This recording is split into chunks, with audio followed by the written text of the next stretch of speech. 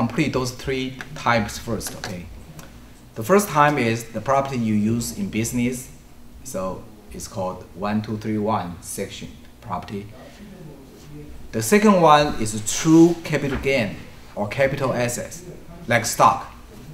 For people, you purchase stock, whatsoever, or say, for example, it could be the house, right? Could be single family home, condominium. You purchase a real estate. The main purpose is you just want to rent it out. It's a rental property, okay? Usually for personal rental property, it does not qualify 1231. Understand? Even you want to argue, oh, I use this property as a business, but usually the tax law say, no, this is not business. For the regular rental, just rental. You hold this property as a capital assets. And to simplify, if the person just purchased the vacant land, usually vacant land, there's no income, right? So vacant land is another type as an investment property. So this is called 1221, section 1221. This is a true capital assets. And the third one is the personal use. It's a personal use. Say, for example, you have an automobile. You purchase an automobile. You don't use for business, and usually you don't use your automobile as a capital, right? So your personal automobile is the third one. So what's the major difference here? For the second one, it's easier. If the property is capital assets, doesn't matter short term or long term. When you dispose it, it's either capital loss or capital gain. Understand? For the second one, it's easy, very easy. Okay. For stock, for any other investment property, and of course, you can differentiate as short-term capital gain, short-term capital loss, long-term capital gain, long-term capital loss, right?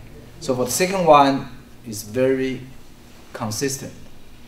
For the first one, is the best. Deduction. Yeah, for the 1231, is the best. Anybody know why it's best? For the property you use in the trade or in business, that's the best. Anybody know why? Deduct the expense. Yes, deduct the expense, but what else? Depreciation. No, we leave that alone. We leave the depreciation, that issue alone. For capital gain issue, this is the best, because if you sell your 1231 property, if you incur gain, that's capital gain, fixed tax rate. If it lost, it's ordinary loss. You understand? If anybody incur loss, you prefer the loss is ordinary loss, because the ordinary loss will be 100% offset your ordinary income. Let me repeat that. Okay, if anyone incurred loss, you prefer this is ordinary loss, because the capital loss only deduct your capital gain.